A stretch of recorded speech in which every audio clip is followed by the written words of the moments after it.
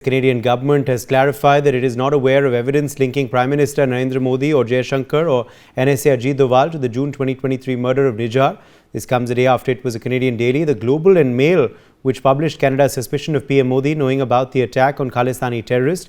We've seen Canada make this wild charge before, where Trudeau directly made statements targeting India, not just in the Canadian Parliament but also in the media. But the clarification has come from the Deputy Clerk of the Privy Council, a junior official. Now, as that happens, the Canadian Consulate has cancelled more camps, citing poor security arrangements from the Canadian officials, which is set to affect close to 4,000 members of the Indian diaspora community in Greater Toronto. The Consulate General of India, who released the statement, has denied the presence of these camps being at sensitive religious places of worship, in fact informing that one of them was at a police facility. Now, before we begin, let's quickly look at who all Canada has blamed for the death of Nijjar and how they have done that, in fact, in a very arbitrary manner. Let's quickly take you through, of course, those details coming in. So these, of course, are those, of course, charges that have been made by Canada in this wild fashion. Indian High Commissioner, of course, was their first target. On October 14th, Canada named Sanjay Kumar Verma as person of interest in the Nijjar death. Then their second target was, of course, also Amit Shah, the Home Minister of India. On October 30th, the Washington Post revealed Canada considers him as an architect of the Nijjar killing. This leak apparently allegedly by David Morrison. Then the third target, Narendra Modi as well. This on the 19th of November, where the Global and Mail reveals Canada suspects Modi knew of plot to kill Nijjar. Remember, this is, of course, something, though, that has been hurriedly clarified by the Trudeau dispensation, but it is also something, remember, that has been done surprisingly by a pretty junior official. Well, joining us now to look at this story in further detail is Bashpati Mukherjee, former diplomat. We also have Sumit Peer, political commentator, live with us. Surinder Singh Lali, international affairs expert, is live with us. Adit Kothari, founder, Indic Society, also joins us now live. Ambassador Mukherjee, let me begin with you first. What do you make of this sensational claim by one of the publications in Canada and now this hurried clarification? The claim was sensational and shows that the Trudeau government is not in control of its own narrative, where you have two different parts of the Trudeau government making wild public accusations about the Prime Minister of the world's largest democracy. And its retraction, let me tell you, Uday, in my perspective, is equally insulting. Because the retraction should have been made by the spokesperson of the Trudeau government, who normally is a professional diplomat and whose job it is to make such statements. It was withdrawn, as you are saying, by a petty clerk. So let me explain to you why it's an insult. For instance, there have been occasions in the past when the Prime Minister of Pakistan has insulted India in the UN General Assembly discussion, and we have made our right of reply by the junior most official of the permanent mission of India to the UN in New York, to show that we hold such accusations, A, in total contempt, and B, we don't consider them to be equal to us. So we are giving it to the junior most officer to give the right of reply. In this particular case, if one part of the Trudeau government has made such wild accusations, which the Prime Minister's office wishes to retract, we are not asking the Prime Minister to retract it. The Prime Minister should have asked his spokesperson from the Ministry of Foreign Affairs to retract it. A retraction from a petty clerk for such a ridiculous accusation is itself an insult. In fact, Uday, I really do believe that the way the relationship is heading, but of course I would wait and see what happens when President Trump's inauguration is over. But during this intervening period, I wouldn't be surprised if more such ridiculous incidents come up in public. I do believe that our spokesperson should respond, our MEA spokesperson, should respond and say that the accusation was ridiculous and had to be withdrawn. It should have been withdrawn by a professional diplomat or a senior official from the Canadian Prime Minister's office. That is the correct diplomatic and protocol level when dealing between heads of state and government. I am sure that Trudeau, whose father was himself a Prime Minister, would be fully aware of the diplomatic protocol. He has done this deliberately to further insult our Prime Minister, our government and the people of India. I think that there are no further words to describe such an act. The act was ridiculous. Its withdrawal was insulting to the government, people and Prime Minister of India. Uday. Okay, let me in fact take that to Sumit Peer as well. Sumit Peer, hurried retraction, hurried clarification, surprisingly though coming in from a junior official. What do you make of this latest saga from Canada? Well, thank you very much for having me on your show. What we are seeing is simply what is atrocious. First of all, Canadians were testing the waters. They are running with the hound, running with the hare and hunting with the hound when they all backfired, when they had no option. You know why? Because recently Honorable Prime Minister got another couple of highest civilian honors from other couple of countries. With this Modi ji's ever increasing list of civilian honors from across the world. Now there it puts a lot of indirect diplomatic pressure because the canard which Canada was trying to build, it had fallen on its face. They had no other reason, they had no other option. It was getting too much because Trudeau was getting whacked everywhere. So what did he thought? He thought, let me try to do it something. Let me try to say this, all allegations we are not, but let me have the junior most person in the hierarchy do it. Well, that is under a design because you want to save your face, but at the same time you want to say, okay, looks like, it was a kind of a clerical mistake. He's the same man when he was questioned last time, Uday. He said, first of all, he said, I have all the credible evidence. Then he said, 5 eyes gave me. Then he said, I'm just assuming this could have happened. This man takes U-turns like this 4 seasons of a year. And in every season, he will have a different kind of a perspective to talk about. Now, this is under the sheer pressure. Now, he's feeling the heat. He's feeling that he can no longer hold to this canard and everything is falling apart. Look, Harsh Della was arrested a couple of days back in Canada. I suppose he's still in Canadian police's custody. There a lot of bullets were exchanged before he was arrested. Now, if there were bullets exchanged, if he was arrested, and he's the same person who has replaced Nijjar. So the question here is, with more and more things coming out in the open, these people have nothing more to talk about. They have nothing more to say. Now what they are trying to do is they are trying to save their skin. But world must see through the person's capability. If he can, as a prime minister, come and behave like a weathercock, weathercock aligns itself to the wind of the weather. And then what is the credibility of the nation with such a prime minister? What is the credibility of a leader with such a repute? And he, on purpose, Uday, his attack, whoever his masters are attacking him, Prime Minister Modi. Look, every time he is trying to attack Modi, Amit Shah and Mr. Doval. Modi, Shah, Doval. These are the 3 people who are on his list. He started, here, then he went here, then he went here. Now he's trying to retract. Okay, it's a galti ho gayi, but it's a small error. But people of his stature, people who present countries, will the world, with the diplomacy and will the foreign relations, let him go away with saying that it's a clerical error, somebody did it and I just, overstepped it. And if it is a clerical error, what we want is the person who should offer apologies in written is at least their external affairs minister or a MOS external affairs, saying that, look, there's a mistake, this is what we did, this is what we have not done. So that will be a kind of apology, because even withdrawing that is no good, because Uday, it's like, let's say you have 10,000 rupees in your pocket and say, let's negotiate. Aadha mera hai. Then I say, okay, I have no claim. So what does this mean? This was never an allegation. This was never a ground. You put an allegation. Now withdrawing the allegation is not good enough. We want an apology from an external affairs minister or a MOS within his government, and a formal apology that this is what happened and it will never ever happen again. If you don't do it, then it means you are running for somebody's other's agenda. Let me bring to your notice one more fact. This CCS has issued an arrest warrant for Benjamin Netanyahu. I was just reading it that Justin is thinking of arresting Benjamin Netanyahu. Can you believe it? For committing atrocities against, war crimes and atrocities against humanity. Now, if the same set of people don't issue any warrant against Nasrullah, not against Ismail Haniya, not against Mohammed Daif, but they issue warrants against these leaders. And why does Canada always have to jump the gun? Why, if nobody is reacting to this, why does Justin has to always react? Who does he work for? Who's his masters? This is the question. All the people who are nationalistic in nature, you don't like them. You don't like Prime Minister Modi, he's a nationalist. You don't like Donald Trump, he's a nationalist, he called you an idiot. You don't like Xi Jinping, he's good for his own country. You are not seeming to like Benjamin Netanyahu, who's a staunch nationalist.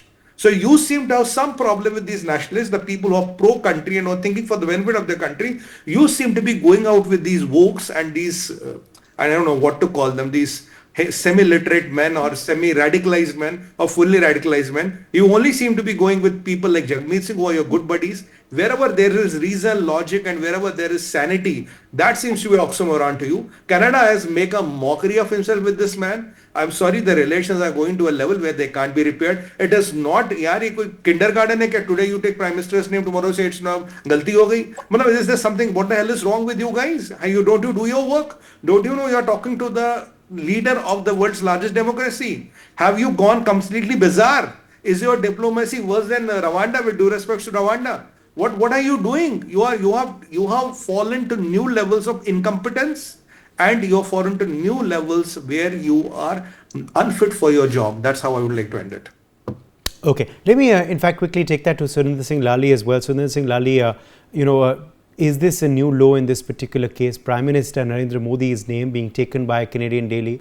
At the end of the day, perhaps there should have been legal action taken against this Canadian daily if Canada was indeed so outraged, rather than this hurried clarification that has come in from a junior clerk.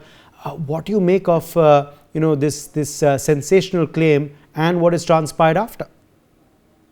Thank you. Uday, when the Canadian police would ask $100,000 to do what they're supposed to do, to me, I think they're political thugs.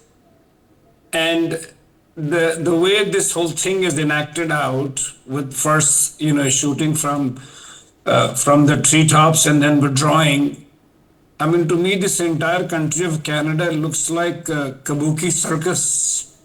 I mean, what's next? I mean, on a note of levity, what's next? You're going to say that this Nijjar killing was approved by the CCS. I mean, the Cabinet Committee on Security presided over it. So you don't know. And as Ambassador Mukherjee said, I think it could even go more lower. But, Uday, what I find extremely ironical is that it's the alleged Sikhs, bunch of them, attacking a temple and trying to harm the interest of actual Sikhs. 65% inside the temple were out there to seek their services from the consulate.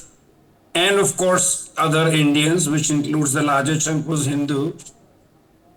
And for that, they are saying that they are incapable of giving security and asking for money. I mean, is this some sort of, Bharat going into the hinterland where, there are Maoists and the police would come and ask? So this entire country is becoming one theater of the absurd.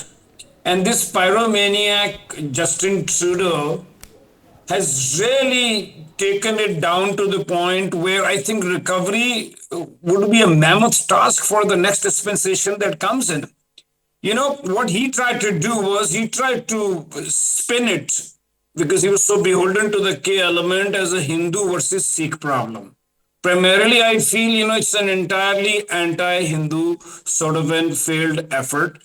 But for me, Uday, I see it Hindu plus the Sikhs versus the K element. Because that's what this World Sikh organization, of which the founding father was their ex-defense minister's father. So I think this is all theater, the absurd being played out. And I think our only hope is if Donald Trump comes and, he takes care of it. Just to quote what Donald Trump had to say about Justin Trudeau was, and a quote opens, duplicit and a two-faced man, quote close. I just want to end by saying, what is the legacy Justin Trudeau is going to leave? He, resided where Canadian and Chinese relations are absolutely down to the point where Chinese police stations and China's funding their member parliaments. And one of them was an Indian gentleman who was again screaming that, we are interfering into their government. And lo and behold, they parambans that they find him on the Chinese payroll. So if you look at that, so he messed up relationship with China, one of the biggest economies, with India, one of the emerging economies, and with such a large diaspora. And the president in waiting had these two fantastic adjectives to speak about him. So I feel bad for the Canadian people, for the diaspora, that end of the day, this Johnny will go. He has to go. I mean, his ratings are down the tube. But it's sad that the diaspora will suffer, out of which they are now kind of, not allowing us to render the much needed services of our senior citizens who probably worked hard their entire life. And now it's time for them to retire and play with their grandchildren. And on the contrary, they might have to travel. Canada is a big country, a few hundred miles to the Indian embassy to get their, pensions and other things done. So I think it's extremely sad, and unfortunately, I believe that the worst is yet to come. Thank you, there. All right, let me go across to Adit Kothari. Adit Kothari, is this a surprise for you? The fact that one of their dailies has named Prime Minister Narendra Modi. Do you believe it could have happened without the concurrence of the Canadian dispensation? What do you make of this? No, I think look, the daily that actually published this information was the Globe and Mail. And the gentleman who actually wrote the article is none other than the bureau chief of the Globe and Mail, Robert Fife.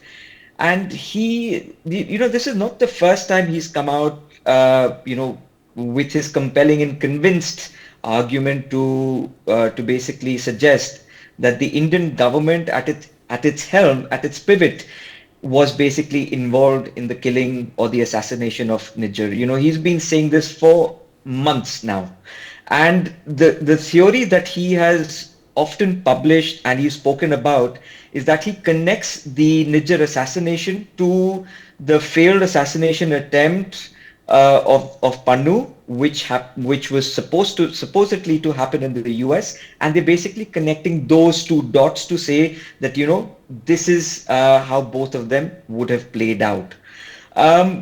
So somewhere or the other, you have to look at the US angle.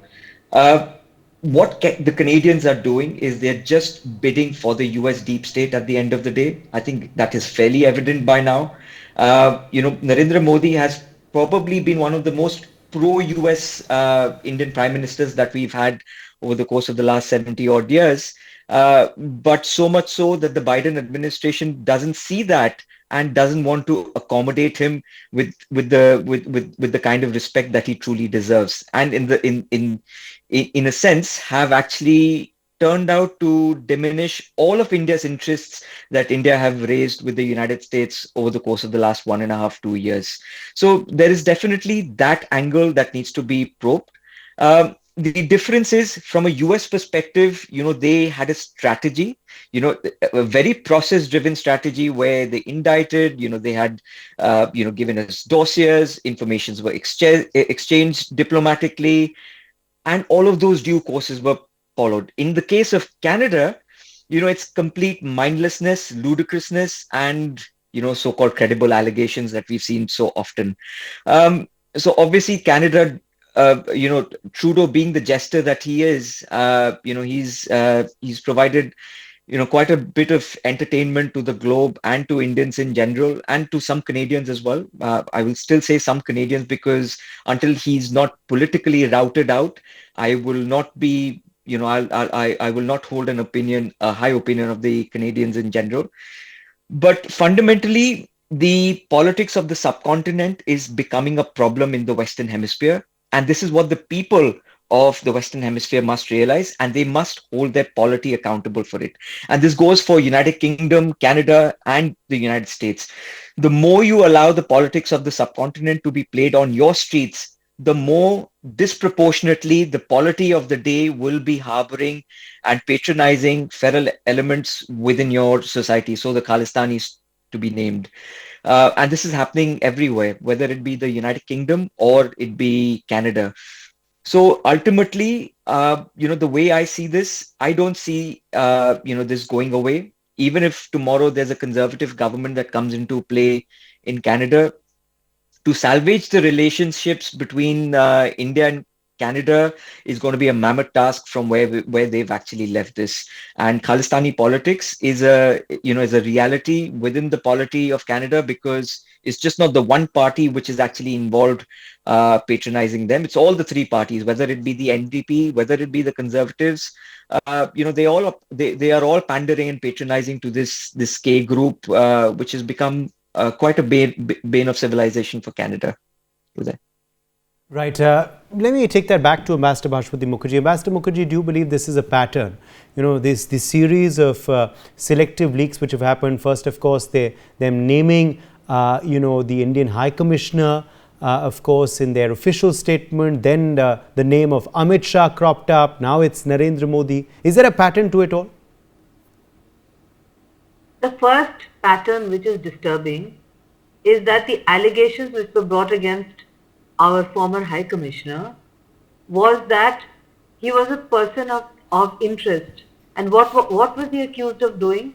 He was accused of sending information to Delhi regarding anti-Indian activities of people of Indian origin or others to his capital, which is the responsibility and job of every accredited diplomat, including Canadian diplomats operating in different parts of the world.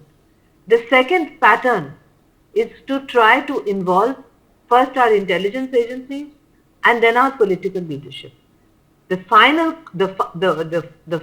pattern which emerged and which was withdrawn at a very low level was to try to involve our Prime Minister, which leads me to the very painful conclusion that even when Trudeau goes, I would agree with those of my panelists who say that so much of damage has been done to the bilateral relationship that I am very pessimistic about how to revive it even under a new government. The only hope is that everybody knows that Canadian foreign policy blindly follows instructions from Washington. Canada basically is just a subordinate ally of the United States of America. The deep state of the United States of America, which is going to be dismantled according to Trump and his new team, are responsible for this strategy.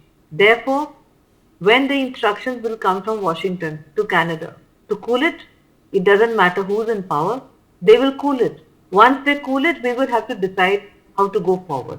But the manner in which they are proceeding until President Trump's inauguration would appear to me to be a signal that they will do even worse before they can be restrained.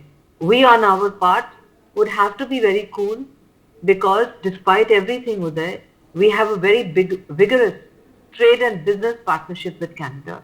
We have a very large Indian diaspora in Canada who are not supporting the K element. We have people-to-people contacts with the Canadians since pre-partition times. We cannot afford to allow such an important relationship to be just destroyed on the whims and fancies of the American deep state and one Canadian Prime Minister. So that is what I counsel daily colleagues and friends who ask me why we don't break diplomatic relations immediately. I said breaking diplomatic relations because of Trudeau is giving too much importance to Trudeau. We have to wait and watch it out. We are the country of Chanakya. We have to have a Chanakya-like policy. And Chanakya-like policy means do not act with your heart, act with your head. That is what I would say. Let's watch and wait and see what happens after the inauguration of the new American president. Uday. Okay. Which way are things headed though, Sumit Peer, between our countries? What do you make? I think, Uday, it's a very tough juncture we are in because they have accused nobody less than the most popular leader of India, the most promising leader of India, and the most prominent person in the democracies of the world, because Narendra Modi ji is not only an Indian leader, he is a global leader. And now see the amount of respect he commands across the globe. So what he is doing indirectly, he is spitting on their, sorry to use this word, he is spitting on their democracies and their values and the way they function. And he seems to be very close with these autocracies and things like that. But yes, when Donald Trump comes over there, Uday, he will not have a lot of options. He has to basically, Canada is a 52nd state of United States of America. That's what people say.